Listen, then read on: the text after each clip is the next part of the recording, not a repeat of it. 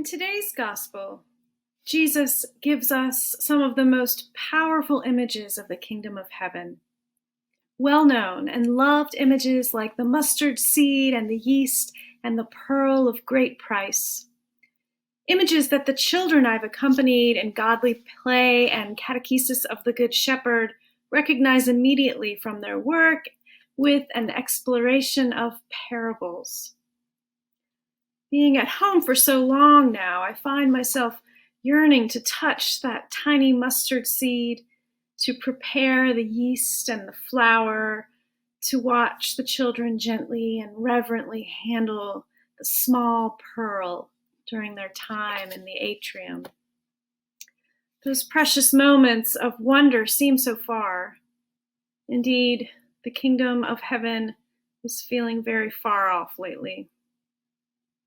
Of course, I know that the kingdom of heaven is not distant, as Bishop Porter Taylor reminded us in his diocesan sermon last week. The gate of heaven is wherever you are. He is right. And as Jesus shows, the kingdom manifests as we tend it, as we care for it, as we give it our attention and our trust. It is hidden and tiny when we do not tend it or when we fail to draw our awareness to its presence. For the last 6 months or so, I've been thinking a lot about the kingdom of heaven as the way of love. In all that we face, I find myself struggling to move forward in hope if I do not pay close attention to the way of love. Anger and frustration arise so easily these days. I have to stop myself and remember to begin from a place of love. It is a practice, and one that is often 3 steps forward and 2 steps back. Just turn on the television or the computer, and you face the risk of getting swept out of love very quickly. Betrayal and cynicism are on the rise in our culture, and this is particularly affecting the young. As a school chaplain, I have listened to many young people express a deep despair and a growing doubt in the power of love. In her enlightening book, All About Love, Bell Hooks says that when she travels around the nation giving lectures about ending racism and sexism, audiences, especially young listeners, become agitated when she speaks about the place of love in any movement for social justice. Indeed, all the great movements for social justice in our society have strongly emphasized a love ethic. Yet young listeners remain reluctant to embrace the idea of love as a transformative force. Bell Hooks cites cynicism and fear as the great barriers of love. It is cynicism and fear that pull us away from the kingdom of heaven and away from the way of love.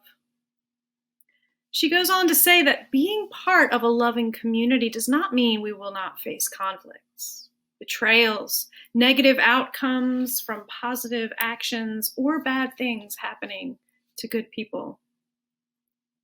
Love allows us to confront these negative realities in a manner that is life-affirming and life-enhancing. So, the question we must ask ourselves as we walk this journey of love, as we venture towards the kingdom of heaven, is how do we overcome the cynicism and the fear that continue to creep onto our paths, and especially as they affect our children so profoundly? How do we not, in the words of John Lewis, get lost in a sea of despair? How do we guide our youth to reclaim the way of love? In answering these questions, I would like to offer a story. It was about this time last year that I was serving at St. Stephen's Episcopal Church in Richmond, and our family ministry team led a youth mission trip in the city. Rather than travel outside of our community, we put together a program based on the principles of becoming beloved community to study the history of Richmond and the need for continued work and healing and reconciliation. We stayed overnight at Richmond Hill and gathered for daily worship before and after learning and working primarily in the East End. And one of the highlights of our time together was under the leadership of Reverend T. Turner, retired Baptist pastor and former director of the Peter Paul Development Center. Reverend Turner led us along the slave trail, and we began our journey at the foot of the Confederate monument of soldiers and sailors in Libby Hill Park.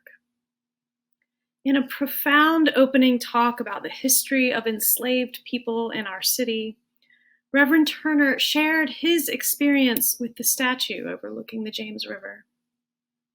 He told us about a transformational moment in his life when he found himself looking at that statue and feeling the intense pain that he as an African American had suffered.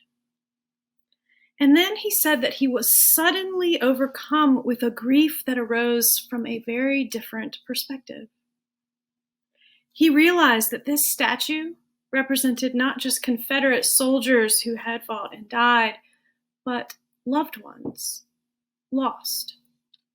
Brothers, fathers, sons, and husbands.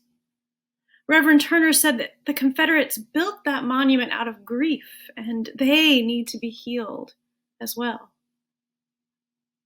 Walking the way of love, Reverend Turner was able to hold pain and anger in one hand and grief and forgiveness in the other. His story prepared our hearts for the work to be done, and on our way back to Richmond Hill at the end of that day, one of the high school boys said to me, "I think that I've learned more in this one day than I did all year in school." Because what we had learned was more than facts and historical accounts. We had learned how to hold space for hurt, pain, betrayal, as well as grief for those who would hurt you, forgiveness for those who caused extensive damage and wounds that still need healing. We learned what Bell Hooks wrote in her book.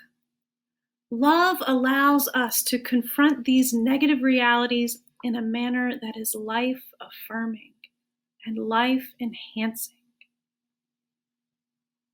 We and the generations that follow must embrace this way of love, this doorway into the kingdom of heaven, what Jesus describes when he speaks of the mustard seed and the pearl of great price. That which opens us to another way of seeing the person standing across from us, the person turning away in disagreement, and yes, even the person who has betrayed us. Because love, if it is true and if it is tended, will indeed grow like the mustard seed and make a kingdom of heaven for us all. There is much work to be done. May we have the courage and the awareness to do this kingdom work from a place of love.